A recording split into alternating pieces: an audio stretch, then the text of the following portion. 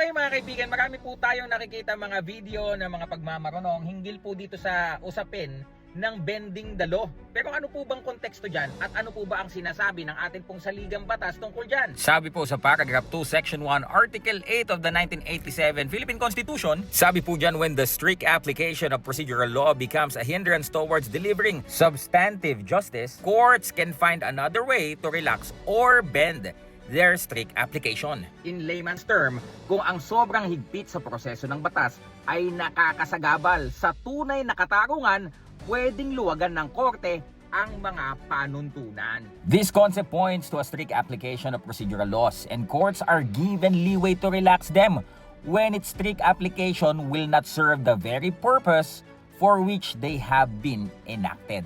Well, ipinapakita lamang naman po ng konseptong ito na bagamat dapat sundin po ang mga panuntunang pangproseso, may kaluwagan po ang ating mga korte na luwagan ng mga ito kung ang sobrang higpit ay hindi na po tumutugon sa tunay na layunin ng mga batas. Sa madaling sabi po, ang sinasabi po ng ating Section 1, Article 3 of the 1987 Philippine Constitution, ang pangunahing layunin ng lahat ng batas at proseso ay ang magtaguyod po ng katarungan, pagkakapantay-pantay, at pagiging makatarungan para sa lahat.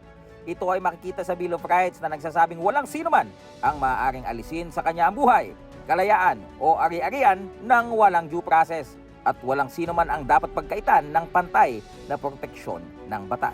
Ang sinasabi naman po sa paragraph 2 of section 1, article 8 of 1987 Philippine Constitution, our courts of justice under our constitution is tasked to ensure that it fulfills this mandate, since their primary duty is to settle actual controversies, to render justice, and to determine whether or not there has been a grave abuse of discretion amounting to lack of excess of jurisdiction on the part of any branch of instrumentality of the government.